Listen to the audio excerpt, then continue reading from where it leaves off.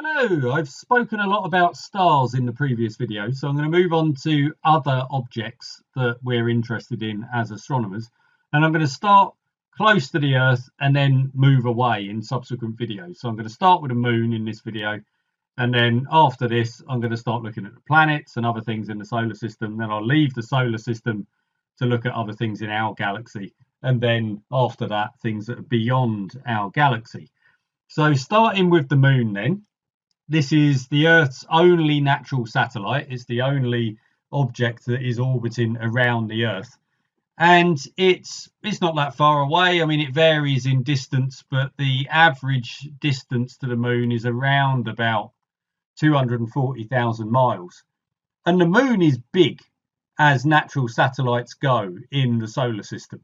I mean, this is something that is about a quarter of the diameter of Earth. So you're looking at around about 3,500 kilometers diameter. That makes it the fifth largest moon in the solar system. And that's quite something, really, when you consider the size and number of moons around planets such as Jupiter. You know, the fact that the moon is the fifth largest in the solar system is larger than all of the dwarf planets. You know, it's bigger than Pluto. And compared to the size of the Earth, it really is abnormally big. You know, Ganymede might be a lot bigger as a moon, but that's going around Jupiter, and the size differential between Jupiter and Ganymede is way different. You know, it's way bigger, the difference in size between Jupiter and Ganymede, than it is between Earth and the moon. So yeah, it is an unusually big moon from that point of view. Okay, it's a quarter of the diameter. So by the time you cube up that length to create a volume and take into account the fact that the moon is a little less dense than the Earth, it's about 1.2% the mass of the Earth. But still pretty hefty.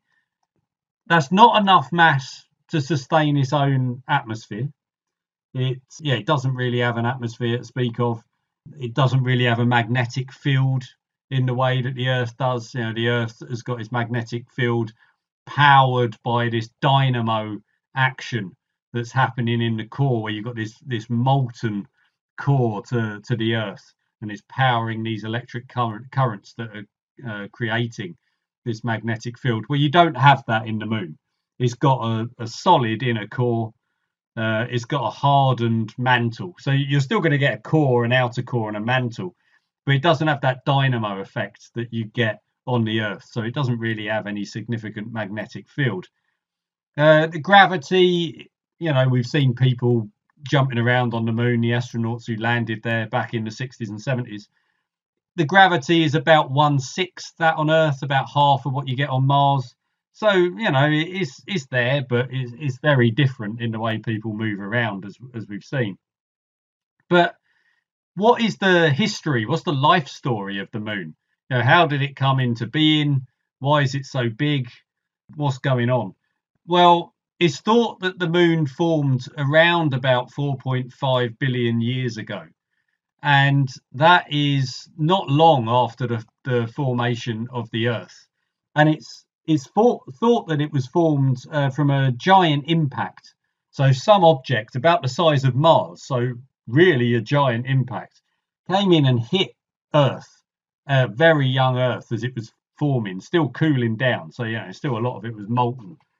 And this big Mars-sized object comes in, smacks into the Earth, and then jettisons a big lump of material, which then settles down to being the moon over time.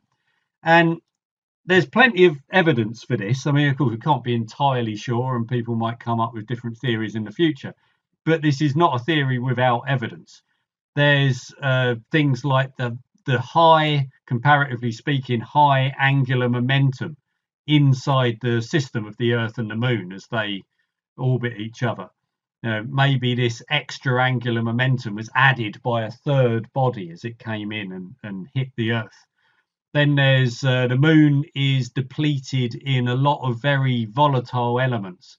So maybe these evaporated off in the impact, you know, all that energy and some of these elements were lost. But then there's other elements, particularly certain isotopes, which are very stable, And the ratios of these isotopes on Earth and the Moon are very, very similar. I mean, it's so similar that it suggests, again, this common origin. So there's other bits of evidence as well that are around, but yeah, there's something to this theory, and it's the best idea that people have got. And when the moon was formed, it was in a much closer orbit to the Earth than it is now. It's slowly drifting outwards, and it was also volcanically active. And it's thought that the moon was volcanically active up until maybe 1.2 billion years ago. And this has had quite an effect on the surface of the moon and what we actually see. So, I mean, if you look at this picture here on the left-hand side, we're all familiar with what the moon actually looks like. But you've got these dark areas and light areas. So the dark areas, which are the oceans or the seas, the lunar maria, they are dark because these are lowland areas that have been flooded with lava from volcanic activity in the past. So they're quite flat, they're quite smooth. Any of the surface detail has just been covered up, and the lava has then solidified and is created much darker areas. Now, you don't see this as much on the far side of the moon. This is a feature of the near side. If you look at a photo of the far side of the moon, it looks more like this lighter area down the bottom here of this picture, where you've got lots of craters, but you don't have these big oceans. And this is because the crust of the moon is thinner on the near side than it is on the far side. So there was more volcanic activity, and that's why you're getting these oceans. You also see it in the older craters, a lot of older craters, and we'll look at some of these in more detail in a minute. They have flooded as well, so you don't see the detail of the crater bed because they're old, it's flooded with the lava, and they've been smoothed out. Whereas the relatively new craters, they haven't had this volcanic activity. They haven't experienced it since they were formed, so you can still see the detail of the crater bed. And this is one of the reasons why the surface of the moon doesn't change very much, certainly in comparison to what we see on the Earth. I mean, on the Earth, we've got a number of things going on. We've got plate tectonics, so we've got the surface of the Earth, the crust is moving around, and that gets rid of a lot of the evidence of impact. You've got an atmosphere, which is then eroding things. So, you're getting land erosion, soil erosion. Of course, we've got water, which erodes things as well. So there's a lot more things that erode stuff on the Earth, whereas on the moon, there isn't water flowing around, there isn't volcanic activity, there isn't plate tectonics, there isn't an atmosphere. You've got none of these things to erode anything. So all of these craters stay much as they are really when they form. So so that's the volcanic activity. As I say, there isn't water flowing around. I mean, when people first looked at the moon, they thought the dark areas might have been liquid water. This is why they were called oceans, but they're not. As I say, they're these lava beds. But there has been water detected as ice on the moon.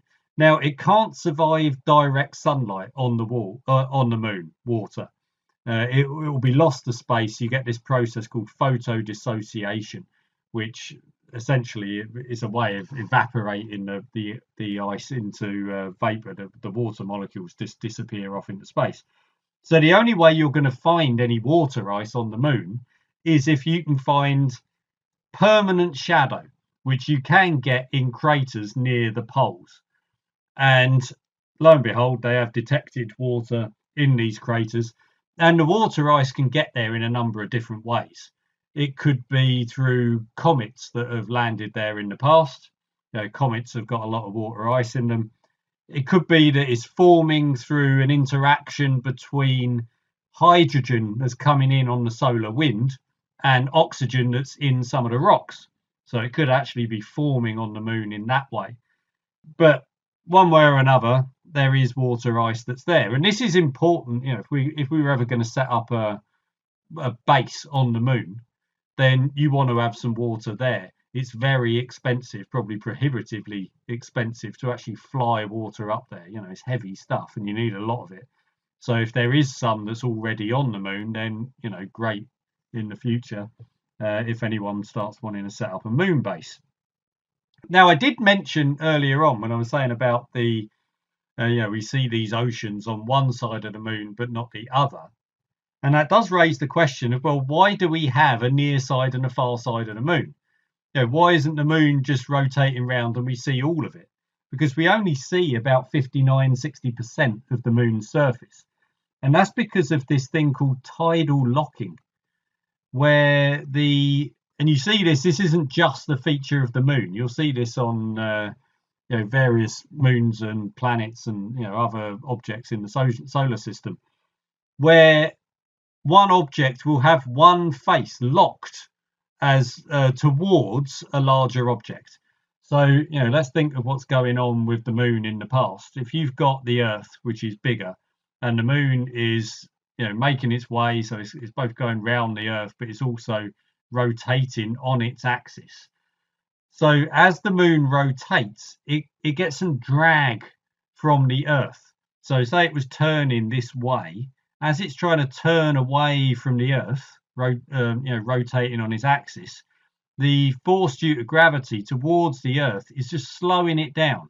It's stopping, just adding a little bit of resistive force to stopping the moon turn away from it. And the effect of this over billions of years, it just ends up getting into a position where the orbit of the moon around the Earth is then synchronized with its rotation on its axis. So it ends up just presenting more or less the same face towards the Earth all the time.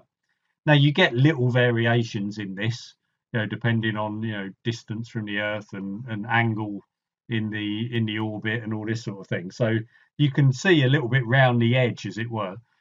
But there's this synchronicity between orbital period and rotation period for the moon. Another key term that comes up a lot when talking about the moon in particular, but you also get this for other objects in the solar system and other situations as well, is this idea of albedo. And this is the fraction of sunlight that's reflected by a body. Now, the average for the moon is you're getting around about 14% of sunlight is reflected, which is not a lot. This is similar to what you'd get reflected from a road. If someone's just resurfaced the road, put all the asphalt down, then you're looking at a similar sort of reflectivity off of the surface. Now, it does vary. And this comes back to what I was saying before when we looked at these oceans, these maria on the moon. They are reflecting less. That's why they look so much darker. So they would have a lower albedo compared to the brighter regions around the bottom of the picture. And then you'll see other parts of the moon as well, which have got particularly, bright spots on them. I mean, you've got a noticeable one here, this crater, Aristarchus. A very popular crater on the moon, which named after Aristarchus of Samos. He was an ancient Greek philosopher. You're going back 3rd century BC here. Samos is an island, it's a Greek island in the Aegean. He was one of the first people actually came up with a heliocentric model of he went for the universe. Actually, he put the sun at the center of everything going around it. He worked out things like the distance to the sun and the moon and such like. So he was kind of ahead of his time back in the day. And Aristarchus has got a pretty high albedo, certainly for the moon. There's two craters there. I'll look at those a little bit closer in a moment because it's sort of paired there with another crater called Herodotus. But let's go around some of the key features then. If you're just looking at the moon at this sort of level of detail, then there are a number of key features that can help guide you around. You've got the really noticeable one here down the bottom, this crater here. This is Tycho. One is not actually that big as craters go. It's fairly big, but there are certainly ones that are a lot bigger. It's about 85 kilometers across, which is fairly large. It's about 4 or 5 kilometers deep. And you can see from this that it's got these rays that are really extended out here. You can see the pattern of the when it chucked out all the the rubbish when it got hit by whatever impact was that formed it. And that's telling you a number of things. I mean, it's not flooded as a crater. You can still see the ejecta, the rays that are coming off of it. This is a young crater. It's thought to be maybe 108 million years, something like that. So, you know, young. You think 100 million years compared to 4.5 billion years old. Then that's well inside the period of volcanic inactivity. So that's what makes Tycho as a crater so prominent. So this is named after Tycho Brahe, who you may well have heard of. He was, what, 16th century Danish astronomer. So this is pre-telescopes. He was doing the observations of, well, the moon and other, you know, stellar objects. He took very accurate astronomical observations for the time. He's particularly famous as well because he had a prosthetic nose. He had a brass nose, a silver nose, a gold nose, you know, depending on whether it's a special occasion or not. He lost part of his nose in a duel. He had a sword fighting duel with another mathematician after they got into an argument at who was better at maths, which is a bit of a weird, strange but true. But there you go. So that's Tycho anyway. So that's one that you certainly spot. Sticking with craters, then you've got this big one here.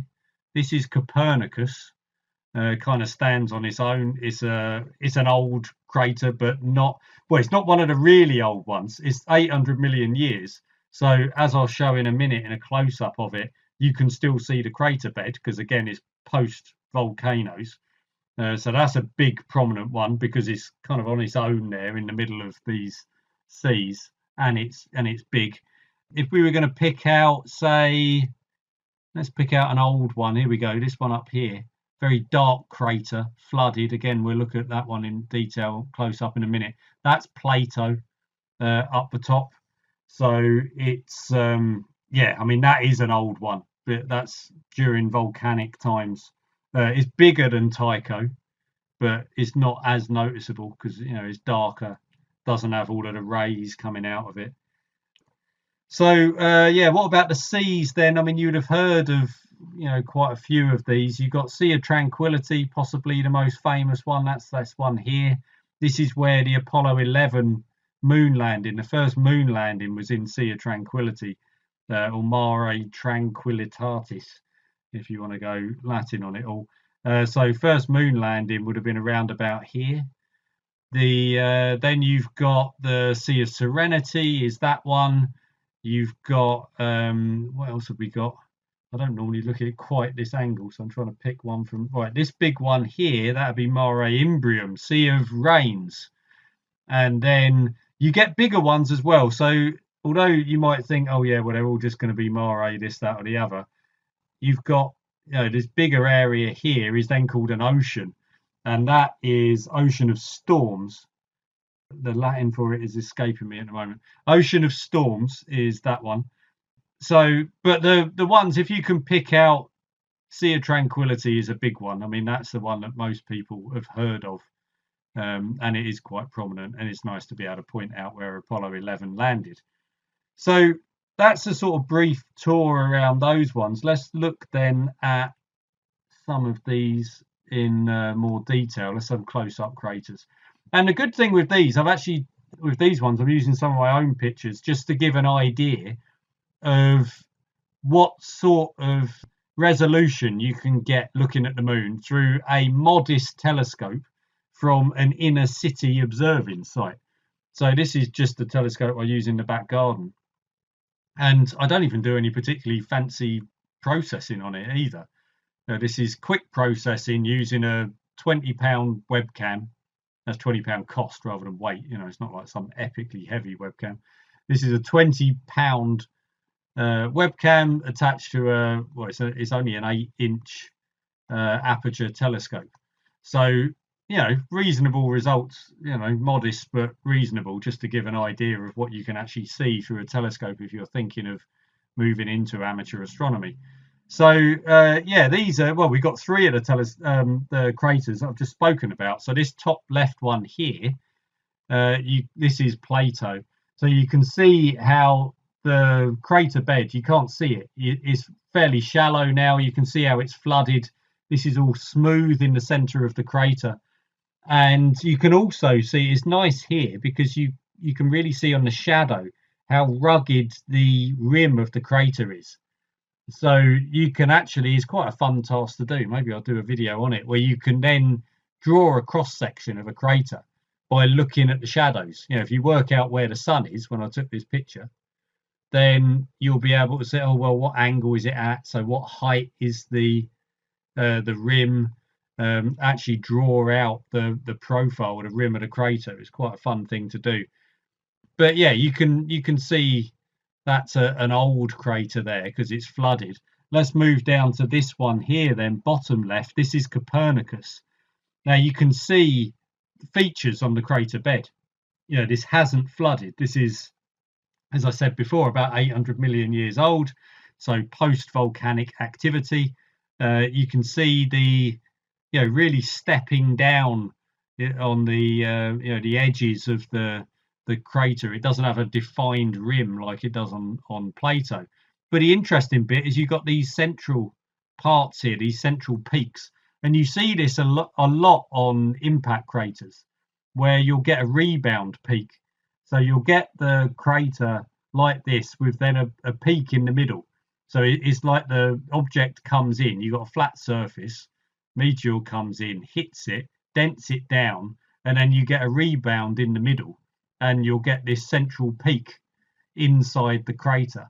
There's similar effect actually to what you see, you know, if you take a bucket of water and drop a golf ball in it, then you'll get a, you know, the water will rise up like rims of a crater. You know, you can see on here that this is higher ground leading up to the rim of the crater, and you get that effect on the, you know, the water will rise up, and then the water then drops down, and you get a big drop of water then shoots up, a sort of rebound drop of water flies up where the golf ball went in, and it's a similar effect on the moon or anywhere else that a meteor will hit, that you'll get a rebound in the middle. So that's Copernicus. Quite nice detail. You can really start, you know, picking out terracing effects around the rim of the crater. So that's quite nice. I'll come back to the one in the middle just because I didn't mention it before. Bottom right, we've got here Aristarchus, the bright one. You've got Herodotus that you can see is older. It's actually filled in. So that one has flooded. And then you've got this deep sort of chasm going on, what they call a rill. And that is leading off of Herodotus to this sort of highland region here, which has a lot of texture. Sometimes it can look almost green through the eyepiece. It's quite interesting seeing the different colours there, particularly when you've got night vision and you're looking at everything in black and white. Everything's in grayscale. And then, you know, you start seeing colours that quite possibly aren't even there. It's just shades of grey, but it gives that greeny effect sometimes. So this is a really nice area to zoom in on because you've got two nice craters, Aristarchus being so bright, Herodotus being flooded and sat in close proximity, about the same size. You've got this big canyon coming off of it, and then this highland with all this structure. And it's great as well because it's so often on the edge of the shadow, which then adds even more contrast. You know, it's great to look at objects. You'll see it actually, you can see it in 3 of these pictures. If you can look at a crater when it's on, you know, near the edge of the shadow, then you get much better contrast. You know, up here for Plato, you can see the shadow here. You can see obviously this is all shadow for looking at Aristarchus. And then for this last picture here, bottom middle, this is Clavius, this big crater in the center of the view. Of course, we've got the shadow here, so you're getting nice contrast. Clavius is a popular crater. So this is going down towards the bottom. It's sort of, you know, going Tycho way is that end of the moon down the bottom. Yeah, it's popular because you've then got this arc here of smaller craters inside. So this crater here, this one is Clavius. And then inside it, so it must be, you know, you can see Clavius is fairly old. You know, it looks as though it's, you know, Clavius itself has flooded, and then it's had more impact craters over the top of it. So you've then got this arc of increasingly smaller craters going on. And even here, you can see 6 of them going round in this arc. So yeah, it's a great one for trying to focus in on multiple craters at the same time and just seeing, you know, what you can actually pick out in your camera work. So yeah, so there's a few of the craters just looking at close up then, and why they have these different appearances, and what you could expect to achieve with a modest, although not entirely inexpensive setup. But you could take pictures like this with a, yeah, like I say, with a telescope for, I don't know, 500 quid or something like that, and then a cheapo webcam stuck onto it. So it's not exactly cheap, but it's modest as these things go. So, you know, if you start earning a little bit of money, or you manage to get a decent second-hand telescope from somewhere, then it's not hard to get these sort of results. Um, anyway, that's a run through of what's going on the moon. Next video will be the planets.